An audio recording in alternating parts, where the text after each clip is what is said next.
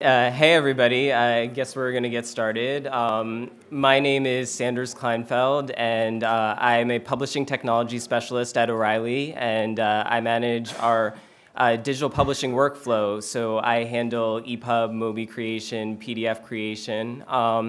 So this session is HTML5 for publishers. I'm going to talk first, and then Josh Mulineaux, who's CEO of Highlighter.com, is going to talk next. So I'm going to give you guys a brief overview of HTML5 and what it means to publishers and their ebook platform. So I thought a good place to start is what is HTML5? HTML5 is the latest version of the HTML spec. And it includes a bunch of new elements for marking up your web content. So I've divided them out here into categories, and I've highlighted a few of them, possibly worth note. A main new area that HTML5 has added is semantic tags for navigation. So you now have tags that you can use for header, footer, nav, which is basically a tag that's intended for table of contents, section for delimiting different sections of web content. The aside element is perfect for things like short notes or sidebars. And a lot of this goes to eliminate the need to use the div tag everywhere with different classes to just separate out content. Another huge area that I'm going to spend most of my presentation on is what HTML5 offers in terms of multimedia and interactivity. So there are now tags for doing native audio and video and Canvas, which I'll talk about a lot in a bit. So I'm not going to talk about any of this in depth, but just to give a comprehensive look at the new tags, there are also a full new set of input element types that you can use for doing HTML5 forms. So that includes pickers for colors, date selectors, inputs for month, number, range, time, week. And then under miscellaneous, I've just included a bunch of tags that didn't fit into any other neat category. So this includes things like meter and progress for doing progress bars on your HTML5 pages, and also even tags like WBR, which gives you control over word and line breaks. But what is HTML5 really? HTML5 in people's minds is really a constellation of technologies. So O'Reilly has books on each and every one of them. So it's Canvas, it's geolocation, audio, video, CSS3. And when people say HTML5, they're usually referring to one of the following things. They're talking about embedded audio and video media right in web pages without resorting to Flash or other plugins. They're talking about native interactivity, animation, games, again, without Flash. Not that I have anything against Flash or other plugins. They're talking about geolocation functionality so that you can get a user's location and use that information in a website. They're talking about local storage, sites that can be run offline without an internet connection. CSS is completely separate from HTML, but oftentimes when people refer to HTML5, they're talking about websites that include fancy new CSS3 features, like columns, rounded corners, text shadows. So here are a few examples of HTML5 sites that are in action on the web. So in the top left corner, I'm sorry about the lights. In the top left corner, you'll see an example of an HTML5 jigsaw puzzle that's implemented exclusively with Canvas and JavaScript code. There's no Java, there's no Flash, there's no other plugins. You can just drag and drop those puzzle pieces right on a web page natively. In the bottom middle, I have an example of a molecular modeler, which again was done in HTML5 Canvas. And that allows you to sort of see the molecules animated and moved around in real time. On the website, you can drag and click them and rotate cholesterol or lycopene. And in the top right, I have an example of one of the many HTML5 video players that's out now. This is Dailymotion's website. And it's showing a trailer of a movie. I believe it was Kung Fu Panda. So the great thing about HTML5 video, in addition to being native and not requiring any plugins, is that you can also take advantage of Canvas-type effects. So you can see below the video there are some options for special effects. like snapshots. You can explode the video. On that site right there, you can see an example of a little picture-in-picture effect there with a little panda in the upper left corner. But that's HTML5 on the web. And I think what you're here to hear about is why publishers should care about HTML5. And the answer is pretty easy, actually. It's EPUB. The EPUB 3.0 specification, which is the new specification due out this fall, mandates that content documents in EPUB use XHTML, which, as they did before, but HTML5 syntax must be supported. So I've included a link there to the IDPF, who puts out the EPUB spec, where you can go for more information about the spec. But the important thing to note is EPUB is an open standard, and it's basically supported by every major e-reader out there, excluding the Kindle. So you know, if you have an EPUB file, it can be read on iBooks for iPad, iPhone, iPod, the Nook, the Sony Reader, Adobe Digital Editions. Those are some of the huge ones. There's many, many more. So here are some examples I'm going to be doing demos of later on in my presentation, but I just wanted to give you a snapshot of some of the cool things you can do with HTML5 in action in ebooks. So the first piece I want to talk about in more depth is HTML5 Canvas. So what Canvas is it allows you to embed a dynamic sketchpad in your HTML content. So what Canvas does in the HTML for Canvas is really simple. It's just a tag placeholder for where the drawing content is going to go. And you specify width and height attributes to indicate how big you want the canvas to be. And you'll see there that I've put some text in italics inside the tag. That's what's going to show up if you're reviewing the content in an e-reader or a browser that doesn't support HTML5 Canvas, or HTML5 or HTML5 Canvas specifically. So how do you actually draw on the canvas? The answer is you use the Canvas API, which you can script via JavaScript. So I'm not going to go over this in depth because it's a lot of big, scary code, but it's actually not that scary. You can see in the annotations on the right exactly what's being done at each step. So Canvas has a bunch of function instructions that you can use to do things like draw arcs, begin paths, fill in different colors, draw lines, circles, and add text. So all this code here draws a smiley face, and here is the result. Hello, Canvas. So that's kind of cool, but I bet you're wondering why you would want to do all that code just to draw a smiley face.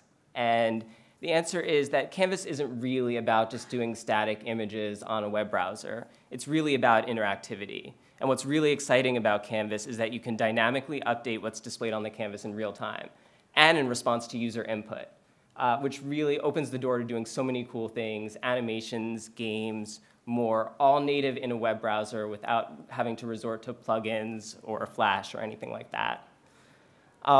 So what I want to do now is do some demos. And I've included bit.ly links for each of these demos, and I'm hopeful that all of you trying this out at once is not going to blow up the Wi-Fi in the room. But I have it locally on my machine, so I'm going to demo it. So what I wanted to do as one thing to show Canvas in action is create a graphing calculator, similar to like a really basic functionality you would find in one of those old TI-89s, and maybe if you've taken Algebra 1 in the past and have fond memories or not so fond memories. So let me see if I can get this demo to work here. So this is all implemented in HTML5 Canvas. All the grid lines are drawn on the canvas. There's no images here, no graphics. And when I click one of the different buttons, it will draw the corresponding linear equation right on the screen. So this is a really simple, basic demo, and obviously you could expand it to include quadratic equations, do parabolas, or even to allow the user to actually type in their own equations. But what I wanted to do really quickly is just give you an idea of the promise that HTML5 offers publishers, because imagine this embedded in somebody's algebra textbook. They wouldn't need that TI-85 anymore, or they wouldn't even need pencil and paper if they even use pencil and paper anymore in classes. So there's just so much potential to bring interactivity to things like textbooks via Canvas. So I wanted to do another demo that shows the example of a user interacting with the canvas. So this is what I'm calling canvas finger painting. So let me pull that up as well.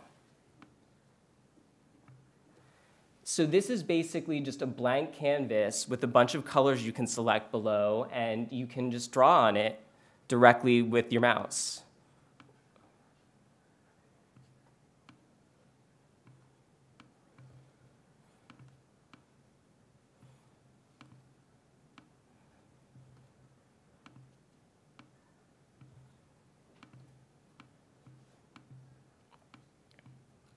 And I've put white in here so you could erase. And you can also reset the drawing. And again, this is really simple and basic featured, but that's what's possible on the canvas. And what's really cool, and the reason I'm calling this finger painting and not just drawing, is because this, and that, like, I see the full value of this being in your mobile browser, your e-reader, anything with the touch screen, where you can actually, if you have this in mobile Safari or on your iPad or iPhone, you can actually tap and drag right on the screen. And it feels really cool and intimate and immediate. So that's pretty neat. So that's Canvas, and I hope that gives you just a quick introduction to what's possible. Another area I want to talk about in a little bit of depth is geolocation. So the W3C has a geolocation API. There's the link again. This is not officially part of the HTML5 spec, but it's considered part of HTML5 because it's very much a next generation web technology, so a lot of people see it that way. And what the API provides is this JavaScript call you see right here. The important part is where it says get current position. This retrieves the user's current latitude and longitude coordinates and returns them back to a callback function, which you can then process. So basically, you have one line of code that you can use, assuming the user has an geolocation-enabled web browser, a mobile browser, e-reader, to get their location in exact latitude and longitude coordinates. So what's the value of geolocation? Just a few quick things that come to mind, and I'm sure you can think of more than I can too. Think travel restaurant guides that are customized for a user's location, directions to different places, just giving them restaurant reviews for something that's in their area. Geolocated fiction, that's an example I'm going to show you in a minute, just where a story could be updated with details about a user's current location. And perhaps even a little more avant-garde and stretching the boundaries of what it means to be an ebook. Think geolocation-based games, geocaching, a scavenger hunt, anything where the user's location or the reader's location figures into the narrative you're telling or the information you're trying to convey. So as an example of what's possible, I have what I'm calling a geolocated tale, which is an excerpt that I've created of a short story in which you'll see in red there a bunch of placeholders that include, spots where content will be filled in based on the user's location. So you'll see loading temperature, loading city name, loading street name. So that's the before, and then the after would be this information filled in based on a user's location. So this is the result if you happen to be in O'Reilly Media's Cambridge, Massachusetts office on a late summer day that was relatively warm. And I put the degrees in Fahrenheit because I'm American, and I'm sorry if centigrade would be more into you than that. So that's just a really simple example of what you can do with geolocation. It's pretty powerful and exciting. And the last topic area I want to cover is audio and video. So the tags and the syntax for the two are relatively similar. So I wanted to juxtapose them side by side for you and just show them to you really quick, because it's not that complex. So basically, to natively embed audio and video content, all you need to use is the audio or the video tag. And within those tags, you put a bunch of source tags which reference the media that you're going to play. So you'll see on the left for audio, I have a WAV file, an MP3 file, and an OGG audio file. And on the right, for the video, I have an MP4 and an OGG file as well. And again, you'll see in the M tags at the bottom are text that would be displayed if the e-reader or the browser did not support audio or video. Also on the video tag, you'll see that I've specified a width and height, and there's other control attributes that you can specify on video as well. So one thing you may be wondering is why supply multiple versions of the same audio and video file? Well, the answer is kind of depressing, but it's audio and video compatibility woes. So these are just snapshots I took last week from Wikipedia. It's possible things have even changed since then. This is very fast moving. But the HTML5 spec does not mandate support for any specific audio or video format. They try to remain agnostic. But the downside to that is that you can see that the support is all over the place in web browsers. And what that means is if you want your audio or video to play in Internet Explorer and Opera and Safari and Firefox and Google Chrome, there's no way around supplying more than, I think, 2 at minimum files, possibly 3. It's a mess right now. But for e-readers, what I wanted to do is boil it down a little bit based on what's supported right now by the major e-reader platforms. So for audio, I would recommend using MP3, as that will work in iBooks. It'll work on the Nook Color, and it'll work in the Kindle software readers that support audio. I'm presuming it will also work in Kindle Fire when it's released. I've not seen a Kindle Fire, so I cannot confirm that. For video, I recommend MP4 with H.264 compression. That, again, works on the same 3 readers, iBooks, Nook Color, and Kindle software.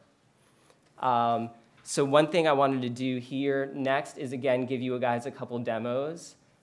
So for an example of audio in action, what I wanted to do is create a little audio-enabled glossary where each term would have a little play button next to it that would allow you to hear pronunciation of the term. And I picked some terms that were germane to this discussion, hopefully. So let me see if I can pull it up here. So when you click the different terms, EPUB, MobiPocket, portable document format, it plays them. So that's just one example of what you can do with audio. You can embed clips and intersperse them within your content to just add that element of multimedia and interactivity. And again, for video, I've just embedded a quick example of an HTML video on HTML5 canvas, so sort of self-referential. And I'm going to skip ahead to the exciting part, but this is an example of Asteroids, the old Atari, I think it's Atari, the old retro arcade game that was implemented straight in the browser. You can see the browser window there with HTML5 canvas.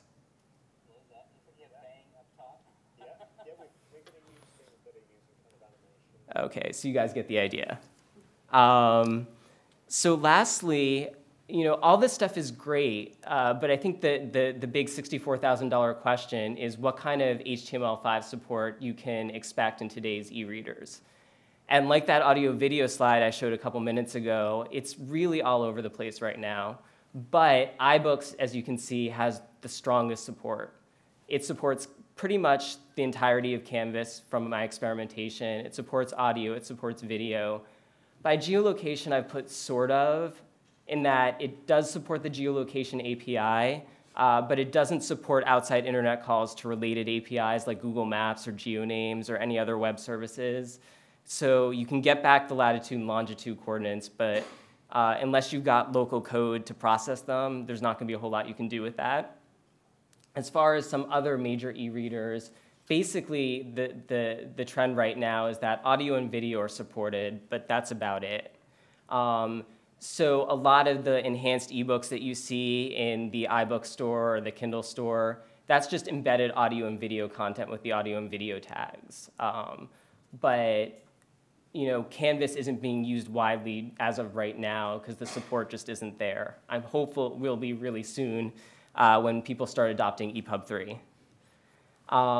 So I hope you found this useful and informative. If you're interested in learning more, this presentation is based on a short ebook I wrote for O'Reilly called HTML5 for Publishers. There's the link right there. You can download the EPUB version of the article that includes all those examples embedded, and you can try it out on your iPad or on another device that won't play the examples because the support isn't there. But regardless, I hope it adds additional information if you're interested. So I'm going to hand it over to Josh right now. So thank you. We'll try to keep this short so you guys can go to lunch. When Sanders and I discussed this presentation, one of the things we wanted to focus on was the excitement of HTML5 for publishers, but then also sort of show what the big publisher houses have actually given to you guys to actually produce the books in, and then also some of the sort of other offerings that exist in some of the smaller HTML5 supported readers. And that's sort of what I'm going to talk about. First, I'd like to introduce myself. I'm Josh Mulineaux, the CEO and co-founder of Highlighter.com. And what Highlighter does is focuses on the engagement between readers and publishers. And for the past 4 years, I've run a different company. It's basically a web publishing company, but that's sort of in the past. And today, we're really focusing on the excitement of the book publishing world. And this is a video. If we can get this thing to run here.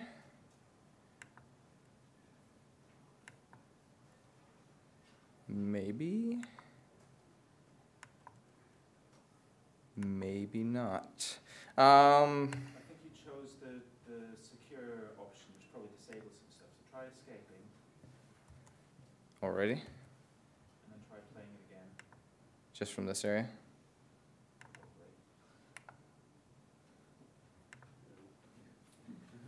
I'm making it up, but so see. Nope. So maybe we're not going to watch a video today, but it was a good thought. Today we're actually launching our own HTML5 reader. And essentially what we saw was we wanted to give everybody the chance to take advantage of all the awesome HTML5 features like Canvas, like audio and video, and that's what we've done. So today you can actually sign up for our beta of our HTML5 reader. And it essentially allows you to publish EPUB documents, we will support EPUB 3, and PDF documents to the cloud immediately. So you publish one place, and it publishes to all devices immediately.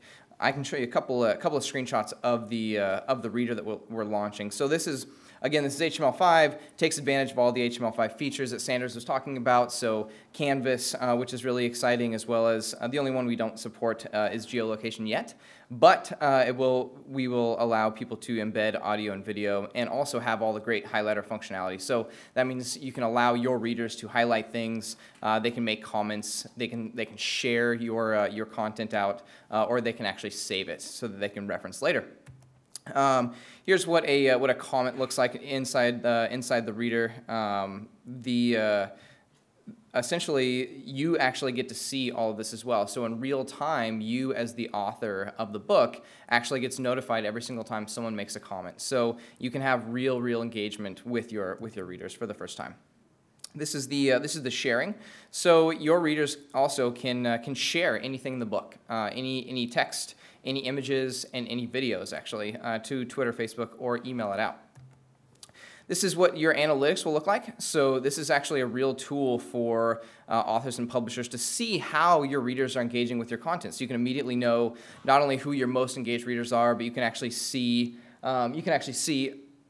number one, what on a sentence level, your most popular sentences. You can bring it out to your most popular chapters, and you can break down a little bit further into individual pages. But that's not really, I don't want to make this a sales pitch. I really want to talk about your options as a publisher or as an author. So I think most people have heard about the Kindle Cloud Reader. It's great. It looks great. Essentially, it has some of the same functionality as the regular Kindle, but when you publish to the Cloud Reader, it's accessible not only just on the Kindle devices, but it's, and not only in apps, but it's actually accessible on any device that has a web browser. So it has its advantages there. Currently, like Sanders was talking about, the limited functionality of the Kindle Cloud Reader is unfortunate, but with hope it will get much better. Also, I wanted to make sure we keep this really brief because Sanders and I want to, if we have time, I know you guys want to rush off to lunch, but we want to answer as many questions as possible. We know the sort of topic of HTML5 is very exciting. It's also slightly technical, so we want to make sure that we have enough time where we can answer any questions that you guys might have. So here's another example of an awesome reader for you. It's called Bookish, and it essentially is the same thing. So you can upload different formats to the cloud and read them on any device.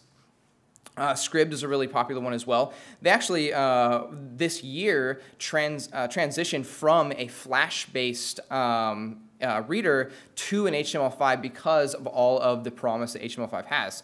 All of the canvas feature, the video feature, as well as the geolocation really adds an element of engagement and also adds just to the possibilities and really begs the question, what is an ebook or what is book? Another one that that Sanders mentioned really briefly that's another great reader is the IBIS reader. And this is essentially sort of along the same lines, but it's a really, really great reader. And it's the same exact deal. You can publish one place, but you publish it to all devices. So you're not publishing to specific apps or specific devices. You're publishing at one place to this reader, and it's accessible on all of these great devices, and you can start reading it anywhere. So with that, I'll really conclude it because I want to get as many questions in here as possible. I know this is a popular topic, and Sanders and I are excited about it. And we'd love to answer any questions you guys have. This is my contact information, so please feel free to contact me and ask me any questions if you can't hear or you can't in person. But I'd love to hear from you and love to talk to you. So that's really it.